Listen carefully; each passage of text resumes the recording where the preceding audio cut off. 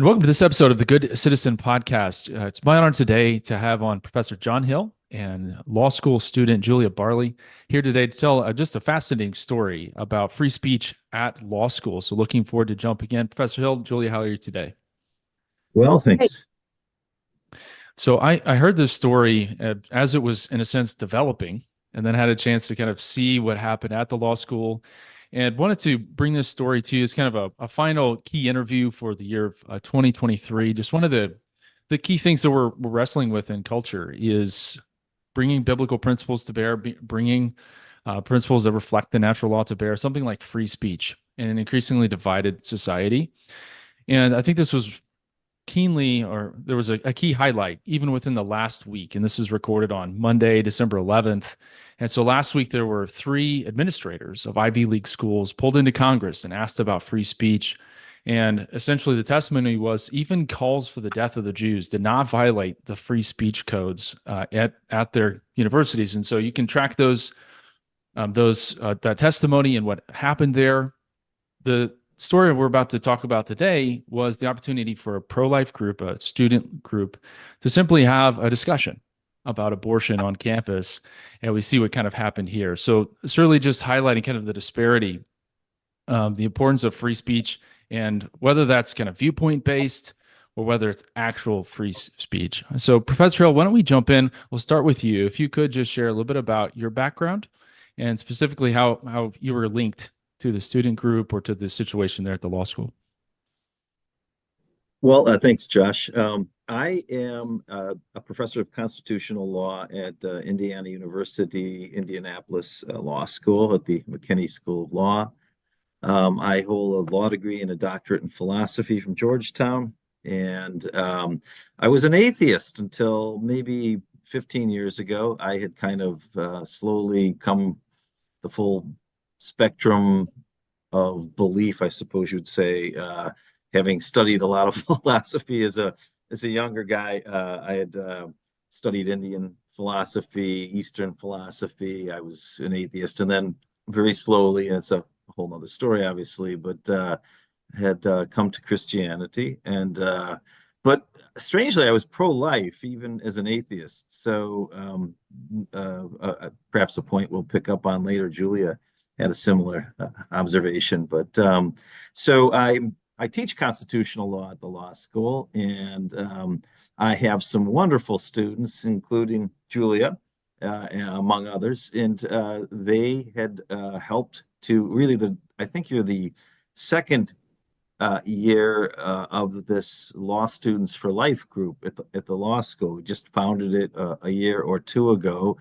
And Julia was courageous enough to decide to accept the role as a freshman, first-year law student, as president of the society. And so she really did a wonderful job with the other students. But I think since I really got into this after Julia informed me about this, I'll just say I'm the mentor or the faculty advisor for this group. But Julia, you might want to start with the story because you kind of had to deal with it at first, and then I can pick up. Yes, so we'll pass it over to Julia here in just a second. I did want to mention, just grateful for Professor Hill, having had conversations. There've been many times I need to get Professor Hill on the podcast. And so grateful to have you on today, and grateful for your work, certainly published in a number of different law reviews, a number of different books. But one of the kind of important themes of your work I'm really grateful for is that this idea that the moral and political principles that underlie a republic, and a freedom, responsibility, equality, are incoherent without a foundation in the natural law, which we had sourced back to scripture. That's kind of an entire discussion. But grateful for your work in that area. Great to have you on today. Julia, we'll have you kind of jump in and share just a little bit of your background, and then just jump right into what occurred, how you got connected to the Students for Life group, and then what developed as you were requesting this tabling opportunity. Yeah, so I am currently in my second year at IU McKinney. Last year when everything went down, like Professor Hill mentioned, I was in my first year. So I'm from Northwest Indiana, so I moved to Indianapolis for law school, but I was really familiar with the with the area. And so after this semester, after this week of finals, I'll be halfway through law school. So very exciting. But when I first got here last fall, we had a fair for all of the clubs at school so that all the new students could see all the clubs and see what we were interested in and join clubs. I saw a table for Law Students for Life and recognized that they were an affiliate of Students for Life of America, which was a group that I knew of. So I joined the club and I just started attending events. And then in December, our president graduated. So this was like exactly a year ago, he graduated. And so there was a position open on the executive board. And I emailed them and told them that I'd love to help in any way that I could. Was not expecting it to be like a big role. But I ended up being the vice president for that semester. And then by the end of that spring, we did another vote, and because more people were graduating, and I became the president for this year. So throughout the summer and this semester, that's kind of been my role. But even last spring, when I was the vice president, I was kind of, as Professor Hill mentioned, leading things up. I had more free time than some of the other people on the board. As the first year, they were like 3Ls, working jobs, had families, some of them. So I had the opportunity to be more involved. So this event is something that Students for Life of America, it's a tabling tour. They do it every semester. They do a new tour on all of their schools for all their clubs. And as Law Students for Life, they sponsor a tour here, and we do an event every semester. So last spring, their topic was on chemical abortion. Chemical abortion was and is a very big, hot topic issue right now. Over half of all the abortions in the United States are done through chemical abortion. And unfortunately, it has a rate of complications 4 times higher than that of surgical abortion. So this was something that Students for Life of America was passionate about and that they wanted to just spread awareness about. And so it was a great opportunity for us to have this tabling tour here. So we set up a table, and we do it in the breezeway. It's like a hallway in the law school, and other clubs and employers, they set up tables, and it's basically just information. All we want to do is we just kind of pass out postcards, create awareness, try to have conversations with people. This breezeway is like a hallway that leads into the main area of the school, but next to it is the cafe and the lockers. So there's a lot of foot traffic through there. So it's a great location to have an event like this, just an information event. Julie, just 2 quick points of follow-up. One, I appreciate that with this group, Students for Life of America, like a lot of ministries, if you jump in and you help, you may be, and I think the term might be voluntold, if you really jump in and help, it ends up expanding your horizons and you end up in leadership. Though I'm sure the group saw, as the listeners will hear, I think your leadership in this area. The other part of this that I was really interested in is that it was on chemical abortion, but the way that you went about it intrigued me, in the sense that, and I may get the chemical name wrong, but I think it's mifepristone, but it is one of the abortifacients in these drugs that, if my understanding is correct, aren't fully processed by the human body, not fully metabolized by the human body. So it's passing into the water supply, and so the argument is not just pro-life, the sanctity of life in a sense, but it's also environmental, which I thought was intriguing, in that you probably, even for those that might be more progressive, having a conversation about the environment. So I don't know if you might just explain that for just a second. Yeah, of course. So the chemical abortion, it is a 2-step. They call it the chemical abortion pill, but it is a 2-step process. It's 2 pills. Mifepristone is the first, and then misoprostol is the second. So you take them in conjunction, and the second pill you take a day or 2 later. And so that is, once you finish both pills, that is when the abortion would be complete. But yeah, like you said, the chemicals are passed, and the baby remains are passed. And so we did have some data on our display, and we had a whole panel about all the environmental impacts, because this is there's evidence showing that it gets into our groundwater and our water system and all that kind of scary stuff. And so it was really interesting to have a conversation with a lot of, like you said, more progressive or more pro-choice people who were like, yeah, no, chemical abortion probably is not the way that we want to accomplish our goals. So I think chemical abortion was a good topic to have, with all the controversial stuff we had going on, obviously, with the law school, and then with Roe being overturned by Dobbs and all of that stuff. Chemical abortion, I think, is more of a middle ground that people can probably agree on in some ways. Even if you are pro-choice and you want to have access to abortion, chemical abortion might not be the best way. And I think that was really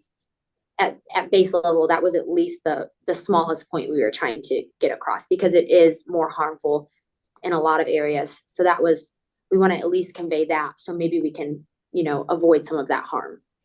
So But could I underscore something Julia just said? I think that was very important. You made a strategic choice because you're appealing to a population of law students, many of whom will be progressive. Others may not be progressive or as progressive, but will take some middle position about abortion. So I think it was wise to cast it the way you did. We may be pro-life, but many of them aren't. And so you're making a strategic choice that you want to make clear that even for those who may think they're in favor of a limited or even a more expansive right to abortion, this is not the way to go.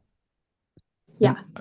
I want to mention this as well, because for listeners, as you hear of free speech cases, there certainly can be, and I would leave it up to a Christian's conscience, but I'm certainly in favor of a method of persuasion, of trying to see where people are, trying to bring thoughts to them. How can I challenge this and bring a biblical argument, or in fact, evidence-based argument as well. And this was not just bringing in photos of dismembered babies. This was a very persuasive argument geared to the audience that you were trying to speak to. And so, Julie, with that in mind, what was the initial response from the administration? My understanding is that you had to request approval of this tabling event. So what was that initial response? Yeah, so we have to request approval for any event, any club does for any event that they want to do on IUPUI's campus. And so that affects the law school as well. So they can approve or deny events. And so when I first began the process for approval really early in the semester, and their kind of initial response was just that it was kind of more like, okay, let's work together to make this more of an event that we would approve. It wasn't like an outright, like, no, this isn't going to work, but it was like, okay, it kind of, to me, the impression was, let's take steps to get it to something that we would want to approve. And, like, I know chemical abortion it's more of a controversial topic to some people, because like we said, with the law school population, there are going to be a lot more progressive people. And we were obviously coming from the opposing viewpoint on that. So I just kind of thought, like, let's work together. Let's maybe modify it a little bit, and then it would kind of work out. And so we kept working, and I kept submitting pictures of more things that we were going to have on the display. I tried to make it like a legal argument. I tried to make it related to the law. We did have like some like information cards with case law on them and all that kind of stuff. But eventually our event was officially denied by administration, and it took a while. It was a long process of communication between us and them, emailing. I was kind of doing it all in the beginning, and right before spring break, I was kind of getting nervous. I was like, this probably needs to get handled, because if they come around and they're like, oh yeah, you can have the event, but you have to have a certain amount of weeks to get it approved. And we were trying to do the event in April. So that's when, after class one day, I went and I talked to Professor Hill. And so Professor Hill kind of got involved on the back end. And so, but even when he got involved, we got a faster answer, but we still got a denial initially. So. And Julia, if I may, when did you begin to apply for that? At the end of January. It was like the very end of January, but still we weren't having the event until April. So it was about 2.5 months. Well, that's what I wanted to underscore, is that the event was planned for April 11. You began seeking permission in January. And when Julia first approached me, it was early to mid-March, shortly before spring break. And they've basically been shining her on and the group on, and saying, we want to look at it. And I think the level of information they were asking of you was clearly more than they did of other groups. Well, what else do you have? Well, we want to see this. There was a level of scrutiny and really prior restraint that no other group was subjected to. But one other piece of context, and having been there and seen this, it was very apparent to me. But you mentioned the breezeway. What were there other groups that had social/political/legal topics up on the walls, or they're kind of advocating for different viewpoints in public life? So could you kind of set the scene there for the breezeway? Yeah. So every student org has a bulletin board essentially. And yeah, we can put what we want on the bulletin board. We don't have to have approval for that. So we can advertise whatever events we want to have. But like I mentioned, I believe employers do come and they take tables there and they put up information to try and get students obviously to work for them. Other clubs had done like a big sale that I saw. Again, I'd only been on campus for like 4 months, so I was very new. I hadn't seen a ton, but what I did see was that people did use this area, and I knew from the past that our club did this type of event every semester. So I had seen a bake sale there. And since, I can't remember now if this is before or after, because it's been a whole, almost a full year that I've been on campus since I first started this process. But I've seen plenty of other clubs do information events since then as well. So it definitely was used. And there were events that were not even necessarily legally related. The Asian law students held a Diwali ceremony, which is essentially Indian New Year, and there were clearly they were not being held to the same level as the life Students for Life was. Excuse me. Professor, you've mentioned already a bit your connection with the student group, but would you dig into a little bit more just how you became aware of this? And then it sounds like even your request was denied. So would you explain a little bit more what happened on your end? Yeah, so Julia said that she wasn't getting a response. She had gone to an assistant dean who was a woman who's actually left the school in the intervening months, but she was not really responding to the request and asking for more information. I got the sense that there was just they knew that there would be a problem, but they were hoping to push it off until as near the date as possible and then say, sorry, you can't do it. So I wrote the associate dean, or the vice dean, I should say, his new title, who's one level below the dean, and asked him, told him about what was going on. And we'd had an email exchange. And finally, during spring break, while everybody was away, I think Julia was out of the country or out of town at any rate, he sent an email saying, sorry, you are denied. We're not going to permit you. And the reason is that and this is the most hilarious point of all, your topic is not law related. Now, there were 2 cases in the courts, and all of this was in the aftermath of the Dobbs decision, which overruled Roe v. Wade. It was motivated by legal developments. It was all about law. But the Asian law students could have Indian New Year, but this was not law related. So there were some real absurdities there, and so we were denied. I'm happy to go on and talk about how we responded. I don't know if you had another question, Josh. It sounded like you did. No, yes.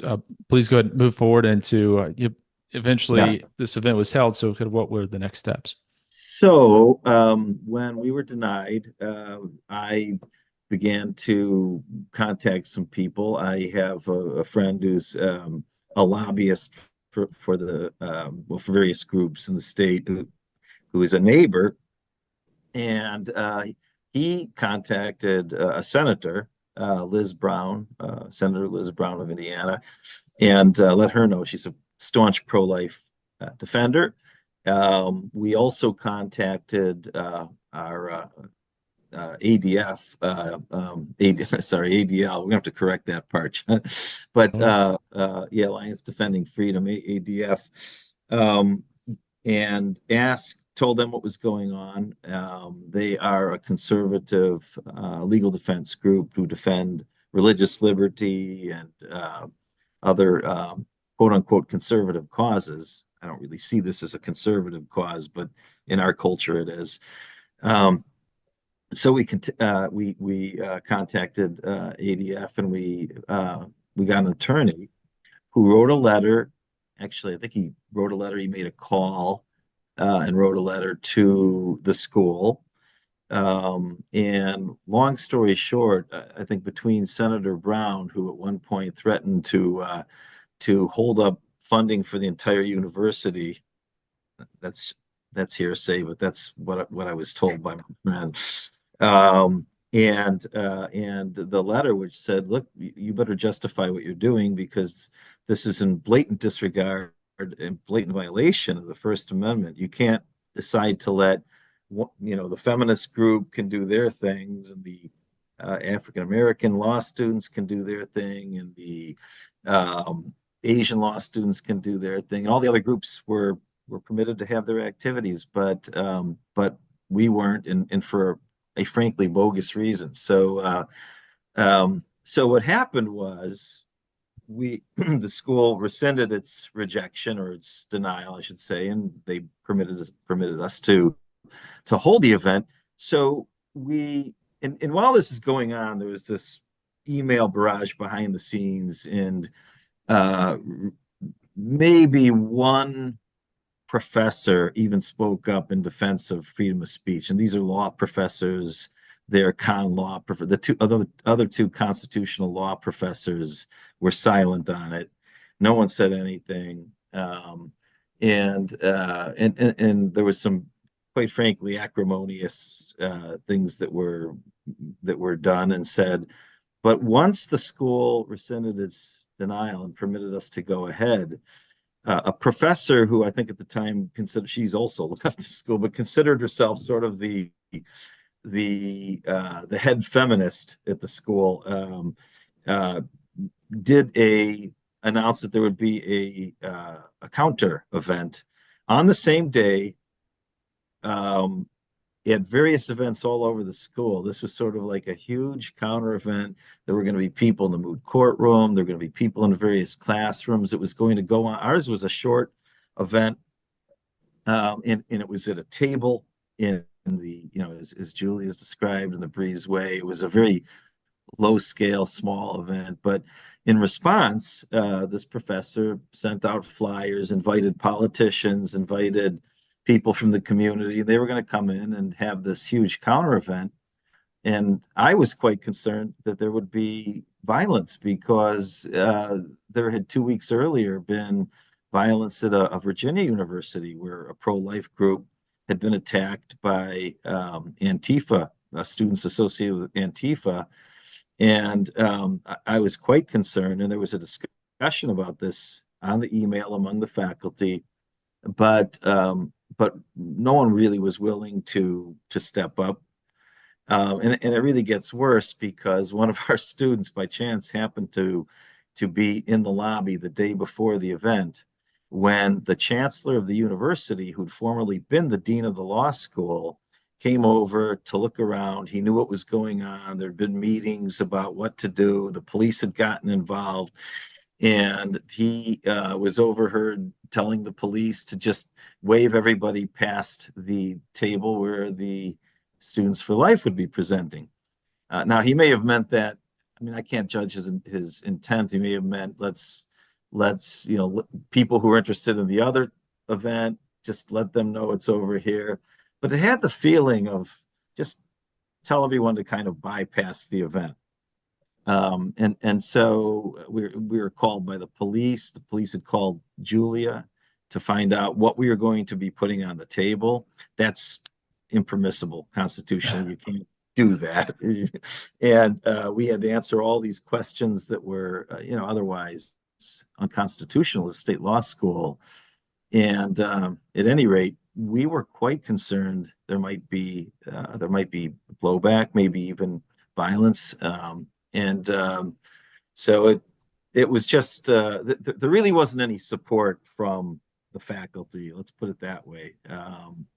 I think a few of them came down the next day quietly, where other professor, the point was no one had sort of responded to what was going on among the faculty, among the dean. The dean had permitted this other counter event on the same day. That didn't have to happen. It didn't have to happen the same day. So there was a lot of acrimonious exchange, and it was all intended to, quite frankly, to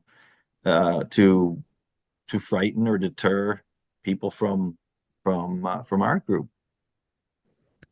So I appreciate you jumping in and assisting Professor Hill. And so it sounds like with pressure, the event is allowed to go forward, but still, the irony strikes me that this is a law school and you're a constitutional law professor, and they're asking you these questions. Like, Yeah.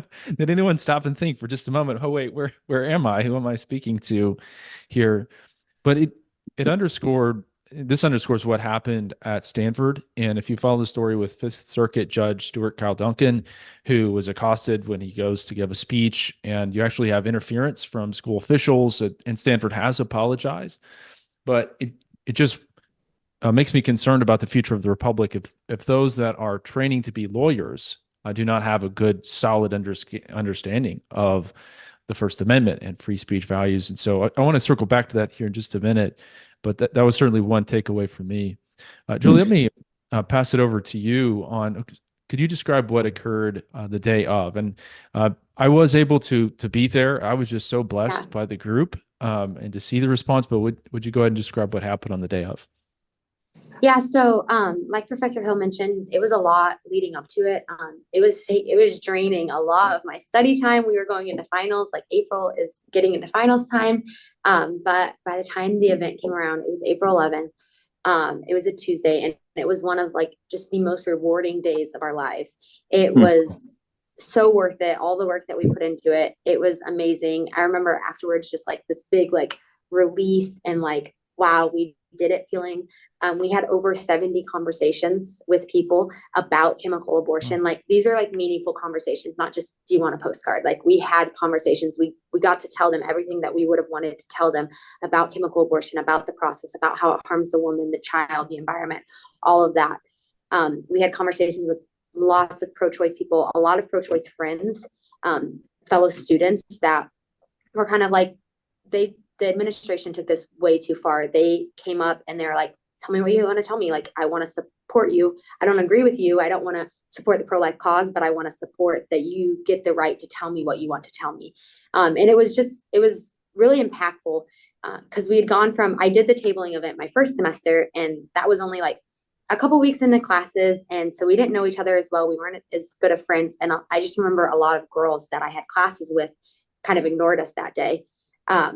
And again, like we didn't know each other. We weren't really friends. We knew who we were in classes. But then by this next semester, because of how the administration acted, I had all these good friends who, even though they were pro-choice, they were coming up and they were just showing us respect. That was all that it was. They were just like, yeah, tell me what you have to say. That's fine. Like, I don't have to change my viewpoint. You don't have to change your viewpoint. We can each just have a meaningful discussion. So it was a really good day. It was definitely a huge success. We had 6 new members join the club. So it was a great time. It was very, very rewarding. Well, Yes. I can only imagine as, first year law student, I just want to have an event, all of a sudden, like here's the administration and the police and the head of IU, it sounds like, is walking through. And then the unintended consequences of all that attention is, students actually showing up to have conversations. Before I pivot over to Professor Hill, my understanding is what has happened with the club since then. My understanding is that's benefited the club in some ways. Would you mention that? Yeah. So we had 6 new members join, but you came out, a couple other attorneys came out. So we've had connections with attorneys like yourself those are obviously benefits to any law student to have any connection with any practicing attorneys. It really helps, whether you need advice, jobs, whatever that it may be. So we were able to get reconnected with some attorneys or new connections with attorneys. And since then, when we got those 6 members, like Professor Hill mentioned, we're a newer club. So when we got those 6 members, we reached 50 members in our club, which was huge. But since then, now we have like 75, maybe 80, maybe a little more. This year, just at our student org fair, which is where I signed up my first year. So this was my second student org fair, but I was, behind the table this time. We got over 20 members. So our club has just grown tremendously. We did another tabling event this semester. I think we had like 50 conversations at this one. So it's been great. Well, I was just so encouraged. Yeah. Oh no, sorry. I was going to say, what the administration may have meant for ill, God brought good out of it. So it was really a wonderful, as Julia said, wonderful day. We've never had more than half a dozen members in the club. And all of a sudden we've got 20, 25 members as a result of this. That's encouraging. Any other reflections, Professor Hill, from that day, including perhaps the counter event or what was going on with your colleagues? Well, I think Julie would be happy probably to talk about the counter event because she actually attended what was supposed to be this blowout session. They were going to fill the moot courtroom, which holds 300 people. And there was all this hype for this counter event. Julia, you were there. You were able to get in after our event ended. What did you see? So the moot courtroom, it wasn't full. They had a panel and they called it like they were just like it was like a talk is what they called it. But when they did send out the information in like a digest email initially about the event, they said that they wanted to kind of it gave the message that they wanted to spread the truth because essentially that would be what we were spreading. So they had some female like medical professionals there. And so it was just kind of a Q&A. I did try to ask a question a couple of times. I never got called on. So I wasn't there for very long, but some of our students went and a physician who came by, I'm not sure if you had the privilege to meet him, Josh, but Dr. Steve O'Neill was his name. He went upstairs to the networking event and kind of, they had a networking event and kind of, it sounded like maybe the same thing.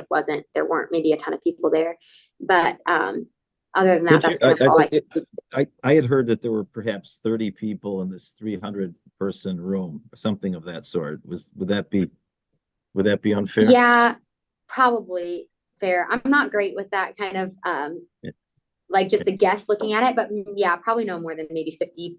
The event was wrapping up, but yeah, when I went, some of our other club members did go for longer, but I had to like tear down our whole table and all that kind of stuff. So I just got to sneak in right at the end. But yeah, it was kind of a Q&A session. So yeah, Well, it wasn't what it was billed to be. sure. And I appreciate both of your times. I would love to keep discussing this, but that kind of encapsulates the day. I think, you show up, hey, we would just want to have a tabling event, runs up the administration. Professor Hill has to get involved. It turns out to be an amazing event. Now the club's doing really well. I wanted to turn now maybe just to some thoughts generally, and let me start with Julia. Just, I was fascinated by, I imagine I remember being a 1L, coming into a secular law school, having gone to a Christian college. You're looking around, these are the smartest people that I've ever met, and most of them don't share my beliefs. That was an interesting day, and we were part of the Christian Legal Society there and had some similar challenges. But what prepared you, and maybe even in the moment, just as you're thinking about other listeners here, maybe a student pastor, maybe a pastor, maybe another potential law student, maybe a current law student that's thinking through, I have this belief about the sanctity of life. What prepared you to kind of stand up for your beliefs, even vis-a-vis the administration of the law school? yeah. So I've always been very pro-life. It wasn't, I never switched sides or anything. So I've been pro-life, and I think probably around the time that I was in high school, I kind of started getting interested in politics. And so that kind of like started equipping me. I went to some conferences, or I guess I should say I went to a conference. But then life got really busy. COVID happened. I went to law school. So I kind of fell off like being involved in politics, or at least wanting to know what's going on and being passionate about that. But being pro-life was something that kind of always stuck with me. There's always like a pull inside of me just to stand up for life, especially for preborn babies who can't do it for themselves. Their lives are important and their lives matter. They have so much potential and they cannot defend themselves. So to me, there's absolutely no difference between a baby in the womb and a baby at like 3 months. A baby at 3 months cannot take care of themselves. They're completely like, they need their mother, father, a guardian to take care of them. And it's almost easier with a baby in the womb because it's kind of like auto, it does it itself. The mom just has to eat, drink, like, and the baby lives. But when the baby's outside of the womb, like, you have to be there, you have to take care of it. So, if nobody sticks up for them, then what kind of society are we to not stand up for the weak when we're stronger than them? So I think that kind of always just being pro-life was just kind of always something that I was really passionate about, standing up for preborn babies. kind of, I have some boldness in my personality that worked with me. But all growing up, my dad always told us, and I think I told you this before, Barley's don't quit. That was like our family motto, Barley's don't quit. So I was just built to be tough and to stand up for what I believe in. So. And, Well, and if she did a wonderful go ahead. job of it. She's being very modest, Josh, but she is a fantastic leader and just has just so much courage. I am really proud of Julia and some of the colleagues that did the tabling event with you. You guys really held up, really. Thanks, Professor.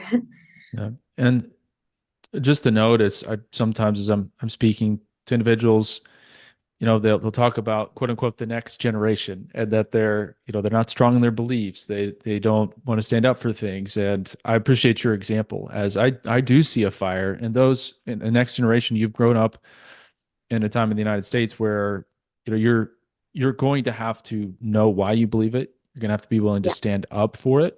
You're not going to be able to just go with the cultural flow.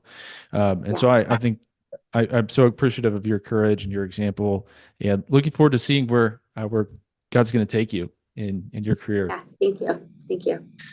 Professor Hill, I want to turn to you now in just the sense of what does this mean for those that are standing up for the sanctity of life, if those in academia, those especially in the profession of law, and I think here the administration got to the right place, but it sounds like it wasn't without a good bit of pressure and a good bit of effort to make that happen. And so, what are your thoughts on kind of this status of free speech in the American university, law school, as well as those that hold to these beliefs being involved? I think some people see this as, well, that's dirty, I'm not going to get engaged. So kind of a double question there, but one is kind of the status of the university and especially law schools.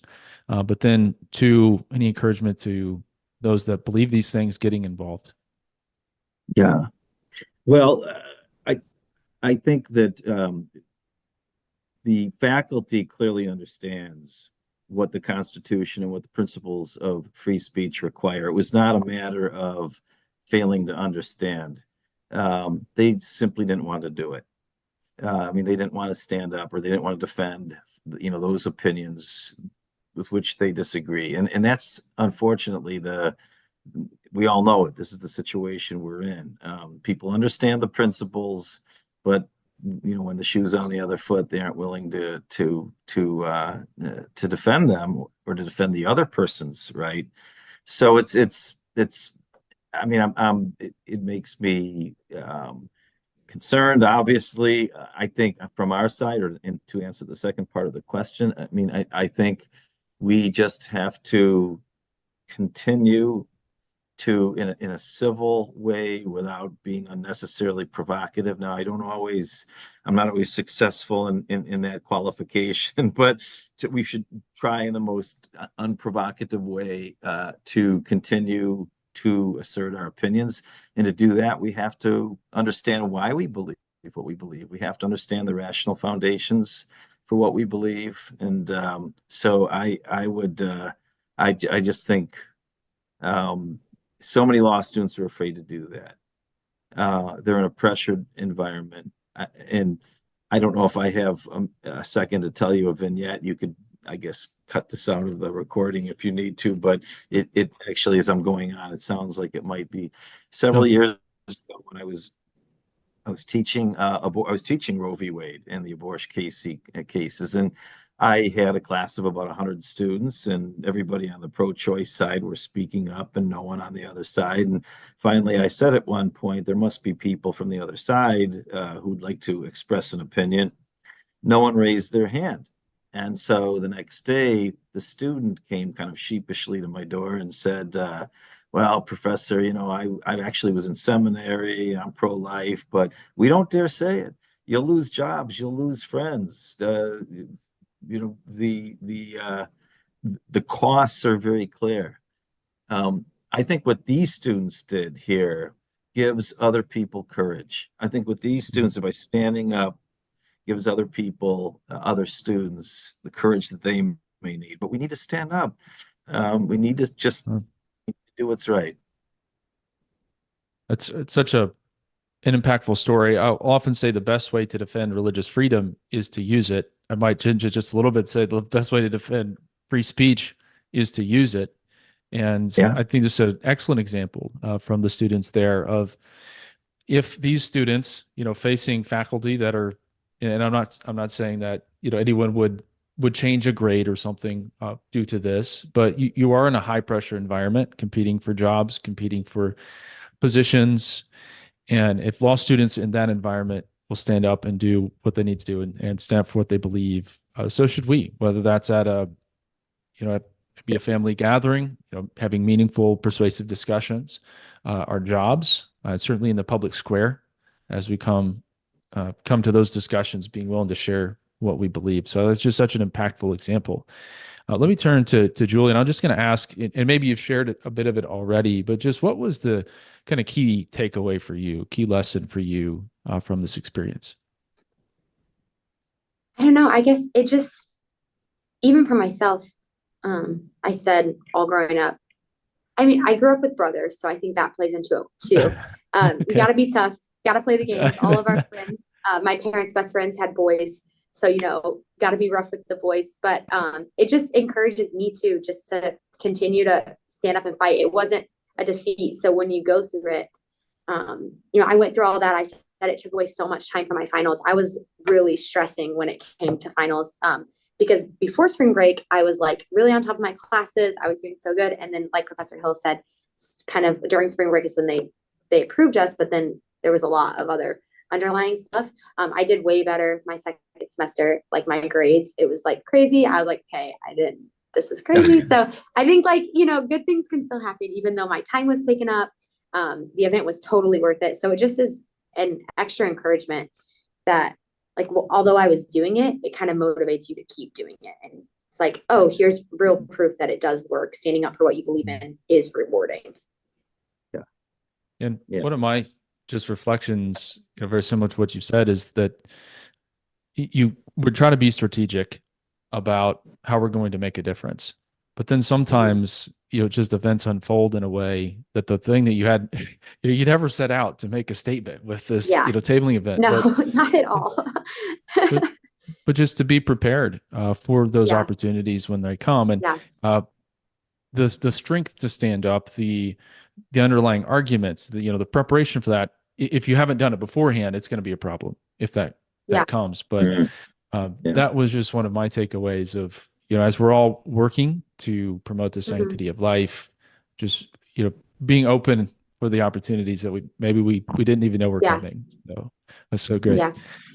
Professor Hill, I'll turn to you kind of for a final word. Any kind of key lessons or takeaways from you through this experience? Sure. The postcard quote. Is that yes, that final statement, Yeah. I think I would appeal to one of the greatest lines. Actually, the shortest graduation speech ever given was by Winston Churchill, and he simply went up on stage and said, "Never, never, never, never, never give up." Yeah, if I could add this, I don't know where you want to throw this, Josh, but there is a footnote to the story which Julia just made me aware of within the last week. The university, because of the lawsuit that we had letters sent. We never formally brought a lawsuit, but because of the letter, they have revised their guidelines in ways that we think were sort of intended to ensure. We had posters outside of the table, and there were certain modifications they made, which now require everything be in a certain place, nothing be beyond the table. And Julia, I think there were some other aspects to it, but we sort of had the sense that these were made in response to our letter. They basically were requiring that we can't have posters outside, neither can anyone else apparently, but they are changing the rules now in response to our presentation, and we're going to have to explore whether this is itself constitutional, permissible, or otherwise. But I mean, Julia, was it more than the posters outside the? Yeah, they just changed some of like, so the Office of Student Affairs is changing a couple things, and so they changed where we could have tabling events. That was due to fire code, so it's not in the breezeway anymore, but they allowed us to do our event in the breezeway this year, which was very kind. And we were the last event to be held in the breezeway. And then they moved it. And so now it's in like the student lounge, which is kind of behind the wall of the breezeway. And there's just like some chairs over there. So that's going to be for every club. So we haven't had a table back there yet, but that'll change things.